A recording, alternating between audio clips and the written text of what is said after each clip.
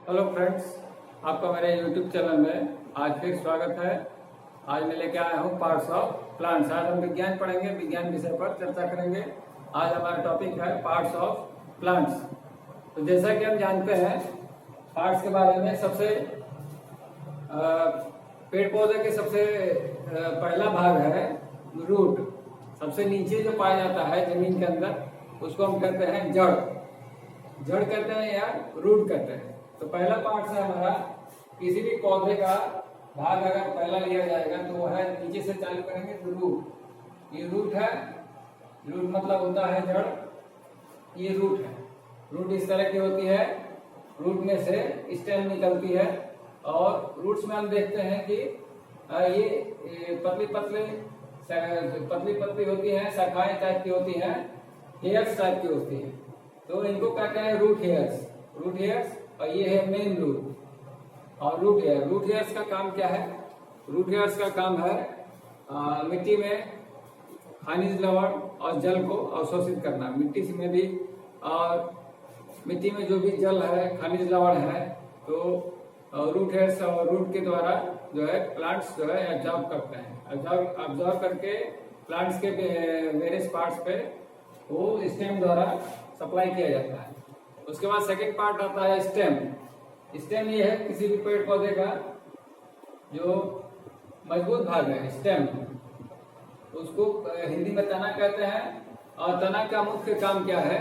पेड़ पौधे को सीधा रखना और पेड़ पौधे को खड़े रहने में स्टेम जो है सहायता करते हैं। तने का मुख्य कार्य है पेड़ पौधे को सहारा देना, उसको सीधा खड़ा रखने में सहायता रखना। पेड़ पौधे तने में हम बात करेंगे तो अनेक तरह की नलिकाएं जाती हैं। अनेक तरह के इस तने के अंदर नलिकाएं होती हैं। तो रूट्स के द्वारा जो वाटर एब्जॉर्ब किया गया है, खनिज लवण मिनरल्स जो रूट्स ने एब्जॉर्ब किया है, तो वो प्लांट्स के वेरियस पार्ट्स में जाता है। किसके द्वारा? स्टेम के द्वारा। तो तना जो है एक इम्पोर्टेंट पार्ट है। तना जब पेड़ सूख जाते हैं तो तना ही है जिसको हम लकड़ी में प्रयोग करते हैं। फर्नीचर के लिए यूज किया जाता है, कुर्सी मेज बनता है, टेबल बनता है और पलंग वगैरह बनते हैं, तो वो इसी स्टेम से बनते हैं। तो किसी पौधे में स्टेम का कार्य है पानी और खनिज लवणों की विभिन्न भागों तक पहुंचाना। जो तने की नलिकाएं हैं वो रूट्स के द्वारा एब्जॉर्ब किया गया वाटर और मिनरल्स पौधे के विभिन्न भागों तक पहुंचाते हैं। थर्ड पार्ट हमारा आता है लीफ। थर्ड पार्ट है लीफ। लीफ एक इम्पोर्टेंट पार्ट है। लीफ जो है पौधे का बहुत इम्पोर्टेंट पार्ट है और इसको क्या कहा जाता है? Kitchen of the plant. पौधे का रसोई घर। पौधे का रसोई घर। तो इसको किचन क्यों कहा जाता है? इसका एक कारण है क्योंकि इसमें पौधे का जो है भोजन बनता है। भोजन अब कैसे बनता है इसको भी जान लें। पत्तियों में क्या पाया जाता है? क्लोरोफिल, पर्णहरिम। उसको हिंदी में कहते हैं पर्णहरिम, उसको इंग्लिश में कहते हैं क्लोरोफिल। तो पत्तियों का रंग जो हरा होता है क्लोरोफिल के कारण होता है। तो क्लोरोफिल की प्रेजेंस में इसमें एक क्रिया होती है जिसको कहते हैं फोटोसिंथेसिस, प्रकाश संश्लेषण। तो प्रकाश संश्लेषण की क्रिया, फोटोसिंथेसिस की क्रिया कब होती है? दिन में होती है। तो फोटोसिंथेसिस की क्रिया में पेड़ पौधे क्या करते हैं कि रूट्स के द्वारा जो जल सूखा गया है, जल और वातावरण में कार्बन डाइऑक्साइड है, जल और वातावरण से मिली गई कार्बन डाइऑक्साइड मिला के क्या बनाते हैं? अपना भोजन बनाते हैं। ग्लूकोज के रूप में अपना भोजन बनाते हैं। तो ये क्रिया फोटोसिंथेसिस की क्रिया कब होती है? जिस तरह से फोटो नाम है, फोटो का मतलब होता है लाइट और सिंथेसिस मतलब होता है बनाना। तो फोटोसिंथेसिस मतलब कि लाइट से बनाना, प्रकाश से बनाना, मतलब कि प्रकाश से संश्लेषण करना, उसको कहा जाता है प्रकाश संश्लेषण। तो प्रकाश संश्लेषण की क्रिया से पौधे क्या करते हैं? अपना भोजन का निर्माण करते हैं जो उनके ग्लूकोज के रूप में रहता है और जिससे वो पौधे तेजी से बढ़ते हैं। अगर हम किसी पौधे को अंधेरे कमरे में रख देंगे, चाहे बंद कमरे में, छाया में रख देंगे, तो उसमें प्रकाश संश्लेषण की क्रिया नहीं होगी।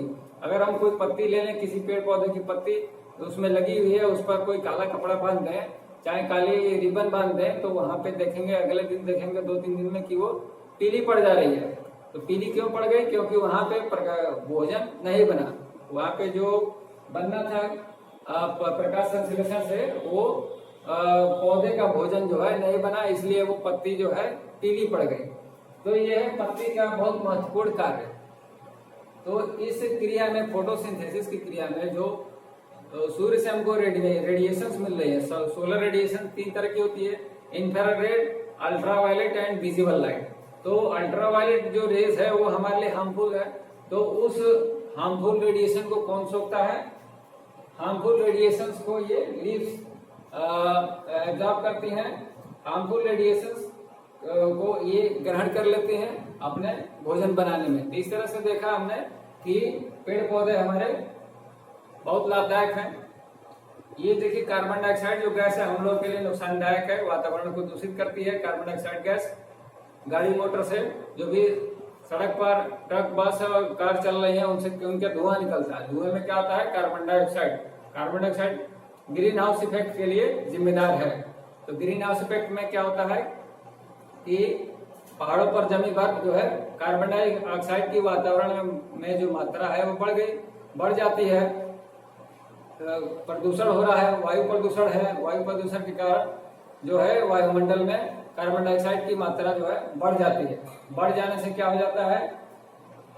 तापमान जो है धरती का, वायुमंडल जो है गर्म हो जाता है। गर्म हो जाने के कारण जो है पहाड़ों पर पड़ी बर्फ जो है पिघलने लगती है। इससे क्या होता है? नदियों में बाढ़ आती है, समुद्र का लेवल ऊंचा उठ जाता है।